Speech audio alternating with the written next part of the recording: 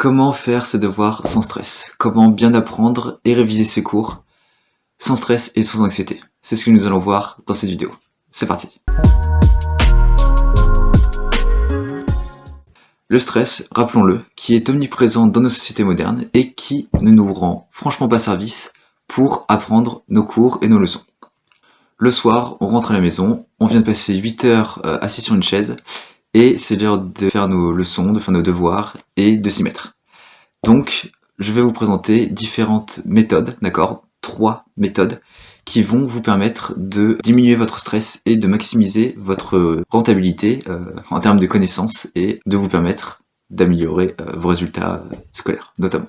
Notez également que toutes les méthodes présentées dans cette vidéo vous seront utiles dans un contexte d'entreprise, d'accord, professionnel, quand vous serez plus grand. Alors, les 2 premières techniques vont vous paraître évidentes, mais elles ne le sont pas vraiment, d'accord? Elles sont vraiment indispensables à connaître. Et surtout, la 3e, c'est celle qui va vous permettre de vraiment maximiser vos résultats scolaires. La première technique, c'est d'être organisé sur son lieu d'apprentissage. Pour cela, veillez à avoir un bureau minimaliste, voire vierge. Comme ça, vous n'aurez aucun stimuli, vous n'aurez rien pour vous distraire, et vous pourrez passer directement à l'action sur les cours que vous devez travailler. C'est comme si vous vouliez jouer à la console et qu'une autre personne, votre frère, votre soeur ou vos parents sont déjà en train de regarder une émission télé ou que vous ayez le fer à repasser avec la table à repasser qui vous gêne pour regarder l'écran. C'est exactement la même chose. Okay. Donc quand on sait que c'est les premières minutes, voire les premières secondes qui nous permettent d'entrer dans une activité, il me semble très important de vous mettre en évidence ce principe assez simple mais très efficace pour pouvoir entrer directement dans l'action. Le stress ne se fera alors pas ressentir, puisque vous ne serez pas en train de culpabiliser sur le fait de ne pas faire vos devoirs parce que vous êtes en train de les faire. Donc dans l'instant présent, vous êtes déjà moins stressé, et vous allez également diminuer votre anxiété, parce que vous n'aurez pas le fameux je le ferai plus tard, je le repousse à plus tard, et le moment venu, tard dans la soirée, vous vous dites ah bah je l'ai pas fait, et là vous commencez à projeter dans votre mental des scènes où vous avez peur, vous arrivez devant votre contrôle, votre examen ou devant votre professeur ou votre classe pour un exposé et vous n'arrivez plus à parler, donc vous allez commencer à projeter toutes ces images là, toutes ces scènes qui vont justement vous faire stresser et vous faire perdre vos moyens au fur et à mesure du temps. Donc ça c'est déjà un très bon point pour cette première méthode. Donc dites-moi déjà dans les commentaires si vous avez un bureau qui est propre, qui est bien aéré, qui est minimaliste, ou au contraire, si votre lieu d'apprentissage est désordonné, et même si vous arrivez à faire des choses, à bien apprendre, dites-le moi quand même. Ensuite, en 2, on a la méthode Pomodoro. Alors c'est une méthode qui est très connue et qui est très utilisée dans tout ce qui est entrepreneuriat et gestion du temps et de la productivité en entreprise en général. Alors en fait, elle vous permet d'espacer votre temps de travail en plusieurs séquences, qui sont des séquences d'environ de 25 à 30 minutes, car il y a certaines études qui ont montré l'intérêt de faire ces pauses-là dans ces tranches précises de 25 à 30 minutes. Votre cerveau, en fait, il peut pas rester concentré sur une tâche, d'accord? Votre attention, elle ne peut pas rester prolongée sur une certaine tâche pendant un certain temps. Et il faut pouvoir couper, faire des pauses de 5 minutes environ, où vous ne pensez plus du tout à la tâche que vous êtes en train de faire. Vous aérez tout simplement, vous pouvez sortir dehors, vous fermez les yeux, vous revenez à vous, et vous ne pensez plus à l'activité. Ça va faire en sorte que vous allez récupérer de l'énergie, et à partir de là, vous allez pouvoir réentamer une nouvelle séance de 25-30 minutes, et ainsi de suite.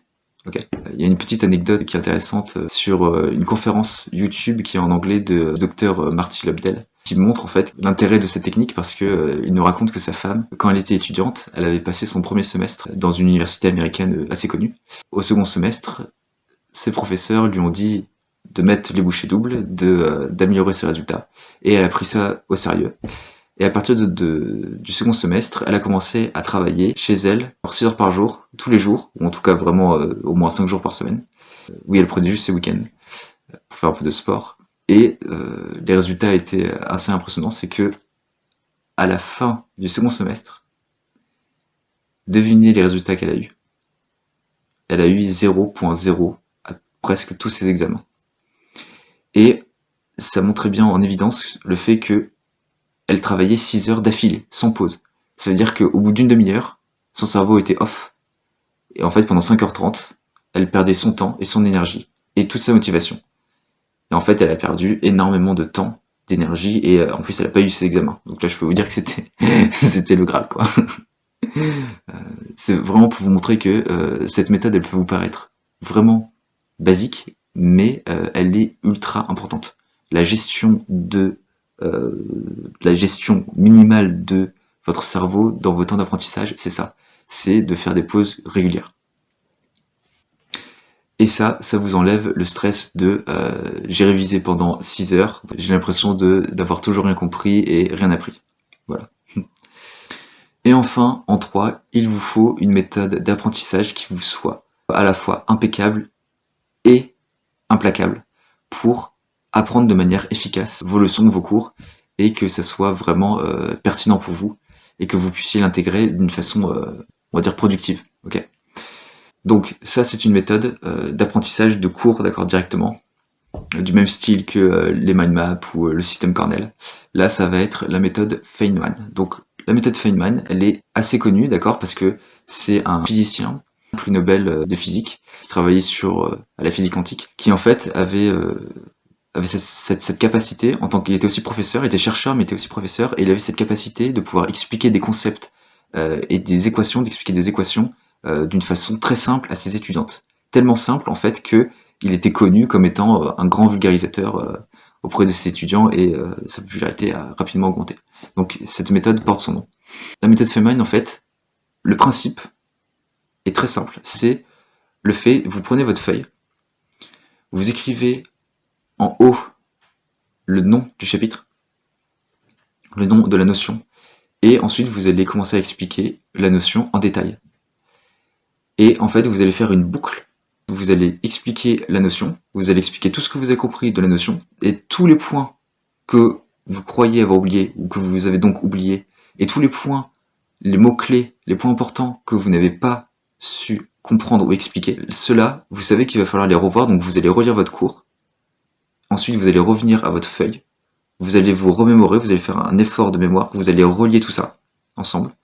Vous allez pouvoir faire des schémas, si vous travaillez sur un théorème de Pythagore, Thalès en mathématiques, ou si par exemple vous faites de l'art plastique ou de la musique, vous allez vous remettre les musiques en tête, vous allez essayer de faire des associations, d'accord, c'est un travail d'association. Et en fait voilà, vous bouclez comme ça, c'est-à-dire que c'est quelque chose que vous n'avez pas compris, vous devez apprendre à le réexpliquer à l'écrit, et ainsi pouvoir tout comprendre de votre notion. Ça, c'est vraiment une méthode très efficace qui vous permettra d'augmenter significativement vos résultats et de diminuer largement votre stress.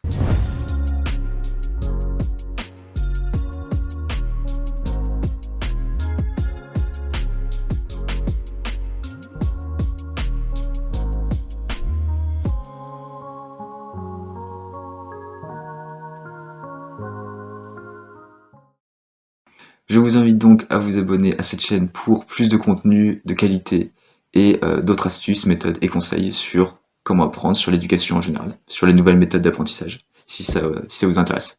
Je vous dis à bientôt. Ciao.